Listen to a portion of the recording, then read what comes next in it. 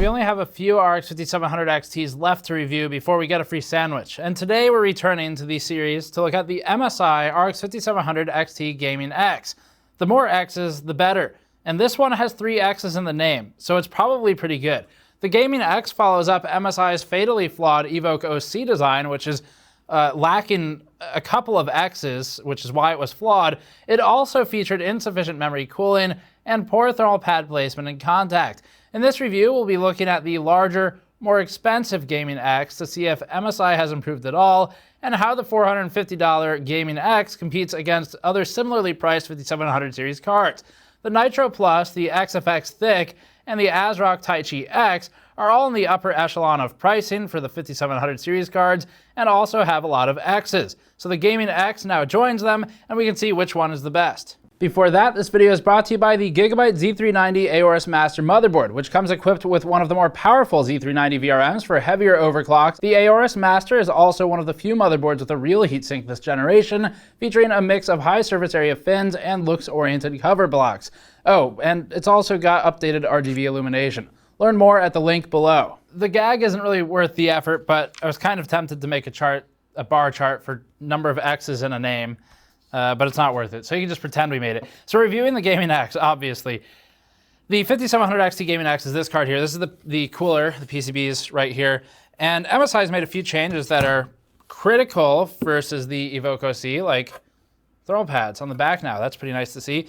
But they've done a few other things as well. And this follows up on what was actually once one of the best cooler designs for the 1080 Ti. That was the Gaming X 1080 Ti that had exceptionally good noise normalized thermal performance.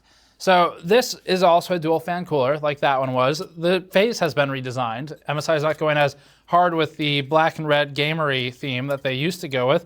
It's still black and red, it's still sort of gamery, but it's, if you saw the old ones, this is very toned down by comparison. So that's not really why we're here though. We're here because of performance, cooling, design, and the capabilities of the card. There's only a single VBIOS on this one. There's no VBIOS switch. There's one VBIOS period, and what's on there is what you're gonna be running. So that simplifies testing quite a bit. We would like to see dual VBIOS on cards this expensive, primarily because it gives a bit of a safety net if the user wants to do some tweaking and try flashing the BIOS, because then you can never really lose the card. You always just only flash one BIOS, and if it goes poorly, you get a black screen, you switch to the other one, you boot back in, you reflash, and you fix it, no problems. This does lose that capability because it doesn't have 2 VBIOSes, and that's one of the higher end features that should be on the checkbox. Actually, it's on $420 cards as well. So a bit disappointed to see the lack of that, but we also recognize that probably not a lot of people use it. That said, it's kind of nice to have for those who prefer a single switch to jump from, say, 210 to 190 watts to drop the fan speeds quickly and roll with something that's pre-configured in VBIOS. $450 puts it close to the THICC. The Nitro Plus is $440, and the Taichi X is more expensive. I should, quick aside on the Taichi X, a couple of people noted that the Taichi X has the capability to drive 6 displays and asked if we could test that. We won't be testing it, but thanks for pointing it out. If you saw the Taichi X review, it's worth noting that it can do 6 displays, and for some people that's meaningful. You can do that with hubs too, but not something we test. Anyway, the gaming and OC results are irrelevant for this. Gaming's all mostly the same. It's within single-digit percentages of each other from the bottom to the top of the stack. A lot of the cards are under 2% different, and this one's going to be plus or minus 0.5 to maybe 1.0 from that max. And then for overclocking, that is silicon dependent on memory and GPU and nothing else. So let's get into it. We'll go through the review numbers, talk thermals, noise, frequency, and see how it does. Our charts will start with 40 dBA noise normalized thermals. As a quick refresher, normalizing coolers to the same level means that the fans aren't allowed to simply spin up faster than the competition. This allows us to look at the cooler efficiency to determine who's actually the best, rather than determining who's simply the loudest or the fastest spinning, which doesn't prove much of anything. We also need to at least mark GPU power budget, as this impacts thermals significantly. As a further reminder, normalizing to 40 dBA at 20 inches is fairly scalable, so if you were happier with a 45 dBA measurement in our test environment, the results would scale and retain approximately the same hierarchical position. Also, 40 dBA is between 1 to 3 dBA higher than about half the cards running on this test by our measurements, and slightly lower than the others. Normalizing levels the playing field. Let's get the chart on the screen. The MSI RX 5700 XT Gaming X has a 210 watt V-BIOS pre-installed, which means that it's between the two Sapphire Nitro Plus cards and has more power budget than the Evoke or the Gigabyte Gaming OC. The 210 watt V-BIOS is equivalent in power budget to the XFX THICC Ultra with its OC V-BIOS, with a 40 dBA normalized fixed fan speed in a controlled 21 degrees Celsius environment monitored every second of the test. The MSI Gaming X ends up at 83 degrees Celsius junction temperature. As a reminder, TJ Max is approximately 110 degrees Celsius on this GPU, with clock throttling before that to control the thermals.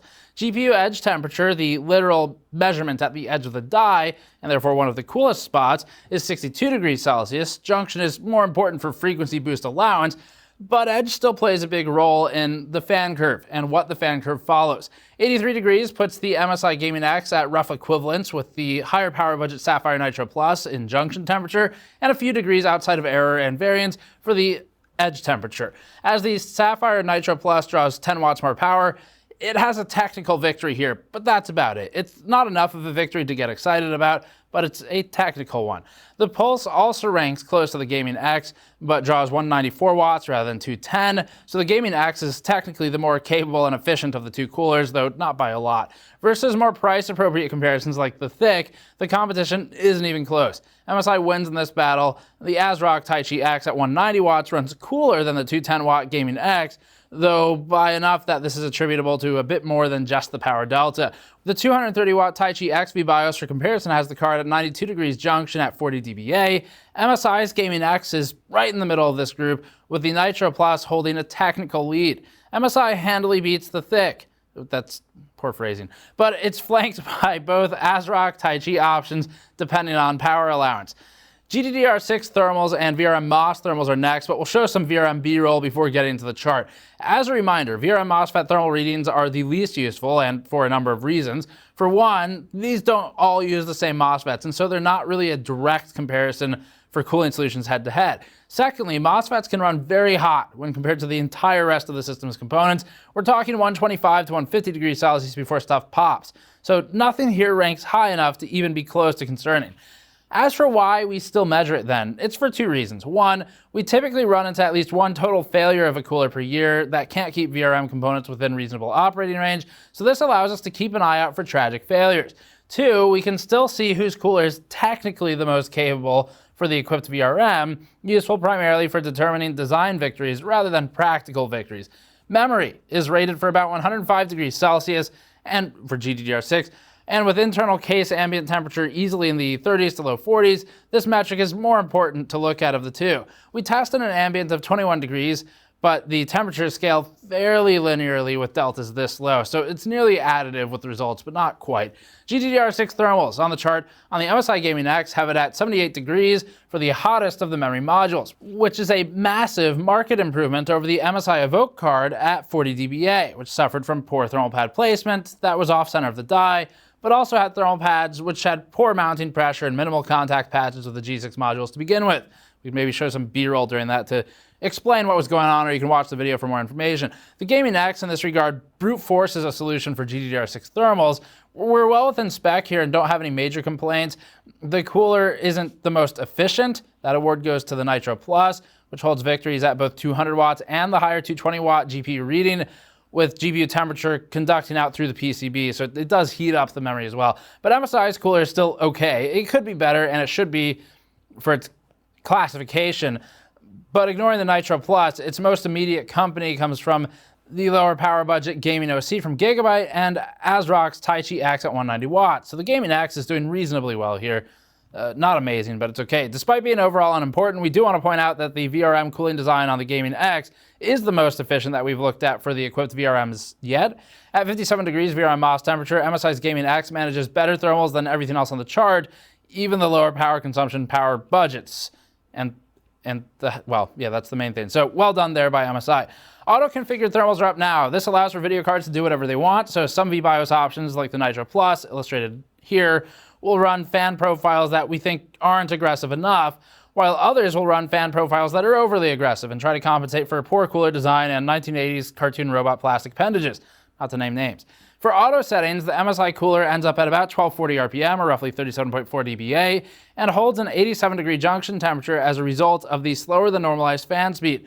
This has the cooler closest to the Taichi X at 230 watts, which runs an aggressive fan speed, and the Nitro Plus suite, which doesn't run aggressively enough. For auto settings, the MSI Gaming X is simply fine. It's not overly loud, which is good, and it's not running concerningly hot. You'd be better to tune the fan manually as ever, but it's overall acceptable out of box.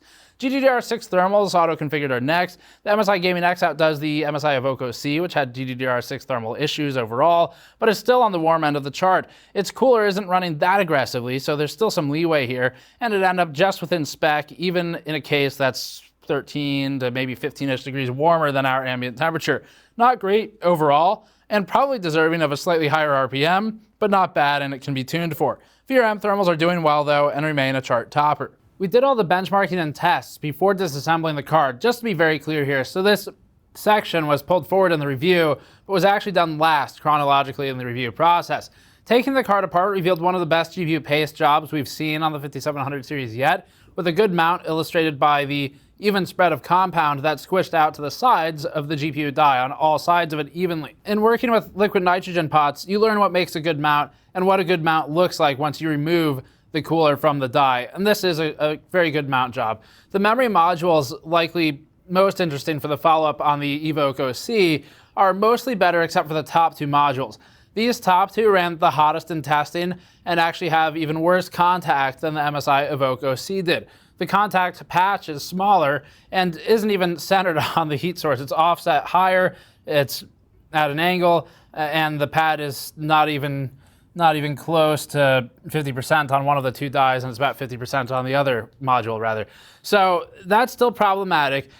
The contact patch needs to be worked on for memory. MSI is able to get away with this more than previously because, one, there's more surface area to spread the heat into the base plate, and two, there's direct airflow that's more able to work its way down into this part of the cooler to help wick the heat away. And finally, there's a large thermal pad on the backside, and GDDR6 is flip chip, so it is able to sink some of the heat away from the backside of the PCB into the back plate. So this thermal solution is still subpar overall, but could be designed much better. MSI could make better use of its space and cooling potential from the large heatsink on top of it. MSI did visit our offices recently to speak at length about design considerations, and the company has plans to improve its work for future products. So that's good. They're listening to it. They've done testing. They validated our previous testing on the memory issues, and they know what to do to fix it. It's just now a matter of getting those changes rolling because all this stuff's already been made probably long before they were able to even validate our results or before we even published it. So for now, the GDDR6 cooling is simply sufficient, as you'll see in most of the testing. It's not as good as it could have been, but it's okay.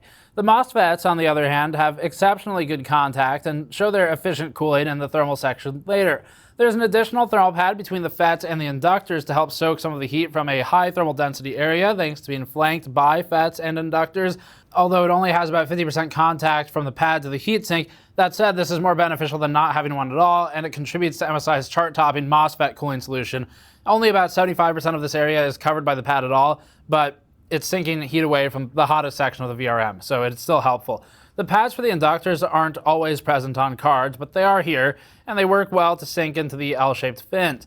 The MOSFET heat sinks into a separate aluminum plate, welded or soldered to the fins, and it keeps thermals well under control. Separately, the back of the PCB has massive thermal pads connecting between the rear of the GPU and the rear of the memory now. Because memory, again, is flip chip, this still helps pull heat away from close to the source of our GDDR6 heat.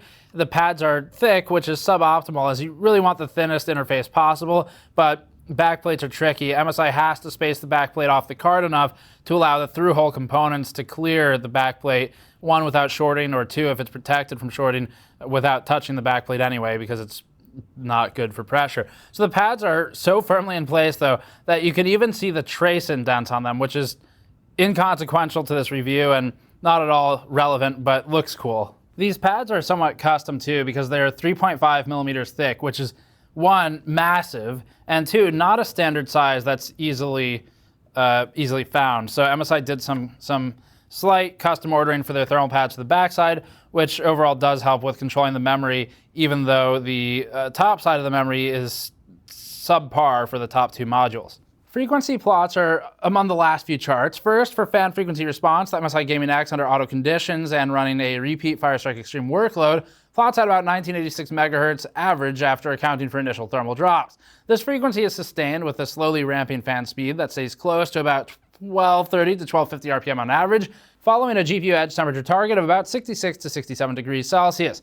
The V-BIOS will adjust fan RPM to maintain this temperature, so hotter cases will have louder auto fans, but maintain the same GPU temperature target. So again, they all scale fairly linearly from a controlled test environment. But this is a good segue to point out why, again, auto testing is not useful for comparison, but is useful for how it'll perform out of box if you don't touch the fan speeds against itself. Because the problem is, if they all have different GPU temperature targets, one card will win versus another just because the company typed in a lower temperature target, and so the fans will spin to achieve that target. It's not really anything to do with the cooler unless it's exceptionally bad. Anyway, what's better here will be better in a case as well for the most part. Ignore the hard drops in RPM, those are reporting bugs. Here's a very zoomed in look at some comparisons with other cards. Our data range is just 1850 to 2040 megahertz, so we've intentionally scaled it in and broken our rule of starting on 0 for the axis so that all the lines don't clump on top of each other. Even in this chart, had we included more cards, you'd see that most, like the Gaming OC and the Pulse, end up clustered between the reference and the XFX OC BIOS lines. The MSI Gaming X ends up between the Taichi X and the Evoke OC, which were the two highest frequency previously tested cards. Note that even with these frequency deltas, all these cards scored average FPS within a couple percentage points of each other. Many stayed within about 2%, with the Taichi X occasionally stretching a bit beyond that for average FPS. Noise is last. We've already covered the auto operating noise and 40 dBA figures, but here's a full plot of noise to RPM response. This card doesn't have the same upper range as some of the others and averages lower fan speeds overall. The maximum fan speed was about 2600 RPM, but note that fans will be plus or minus 10% manufacturing variance on the RPM. The larger fans of the Gaming X allow it to run slower and quieter speeds, but obviously take more vertical real estate. The Gaming X sits between 36.7 and 55 dBA when maxed out, versus the lowest that we could achieve, with the 100% and 90% PWM settings equating the same actual RPM. Critically, the low end of our chart noise levels for this card would be much lower if our Gaming X didn't have such bad coil whine. It gets very whiny and high-pitched when kept under moderate load with fan speeds below 1300 RPM. Above that, fortunately, the fans get noisy enough that they mostly drown out the coil whine, and other system fans should assist in that too.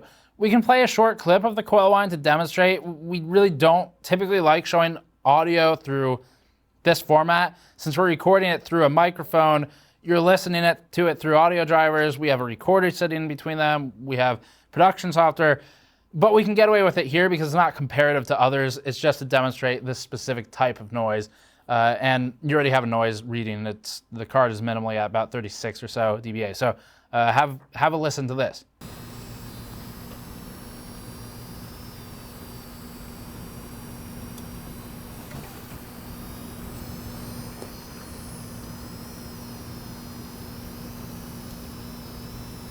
Closing out then, the MSI RX 5700 XT Gaming X.